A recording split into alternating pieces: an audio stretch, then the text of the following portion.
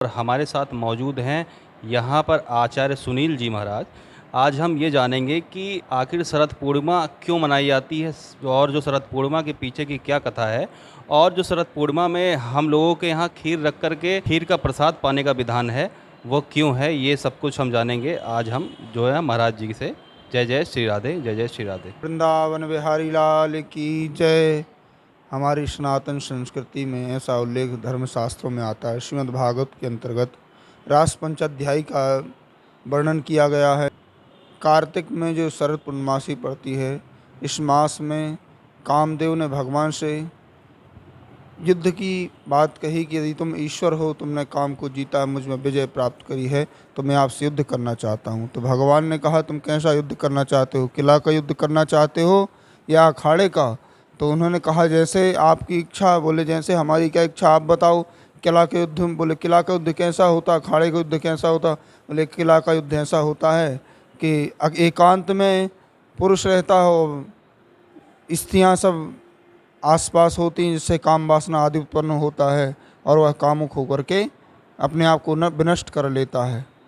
और जो अखाड़े का युद्ध होता है, चारों तरफ स्त्रियां होती हैं और उस समय काम वासना से युक्त होकर के काम आदि में लिप्त हो जाता है पुरुष और अपने आप को नष्ट कर देता है। तो बोले कि हम आपसे अखाड़े के युद्ध करना चाहते हैं। बोले ठीक है। तो बोले शरद की नवरात्र में जो पूर्णमासी पड़ेगी उस समय आप आना और आपसे हम युद्ध करेंगे।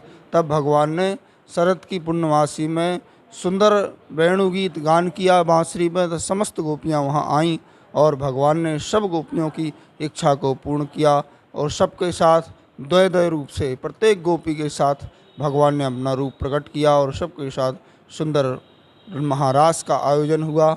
महारास वह रात्रि ऐसी रात्रि थी जो 6 महीना की रात्रि हुई। भगवान तारात्रि शरदोत्फुल्ल मल्लिका वीक्षरंतुम मनश्चक्रे, इस प्रकार से वीक्षरंतुम मनश्चक्रे कहते हैं। तारात्रि वह रात्रि 6 माह की रात्रि हो गई और उस रात्रि में साक्षात ऐसा प्रतीत हो रहा था कि गोलोक धाम से साक्षात भगवान अपना गोलोक धाम ही लेकर के श्री धाम वृंदावन आ गए हैं। इस प्रकार से भगवान ने कामदेव को भगाया और कामदेव पर विजय प्राप्त करी। सभी गोपियाओं की यही इच्छा थी कि हम भगवान के साथ रास करें। तो उस रात्रि में भगवान ने सबके साथ सुंदर रास किया। रास के उपरांत भगवान ने उन समस्त गोपियों को अपने गोलोक धाम ले गए। देखते ही देखते किसी को पता भी नहीं चला, क्योंकि वह वृंदावन धाम जो था वह कोई साधारण वृंदावन नहीं था, वह साक्षात गोविंद का हृदय स्वरूप गोलोक धाम था। उस तत्पश्चात भगवान ने उन गोपियों को अपने अपने गंतव्य को जाने के लिए कहा। और इसके उपरांत रात्रि में कहते हैं खीर आदि क्यों रखते हैं, उसका कारण यह है कि उस रात्रि में भगवान जब रास कर रहे थे तो चंद्रमा बड़ा सुंदर रूप से प्रकट था, खिल रहा था।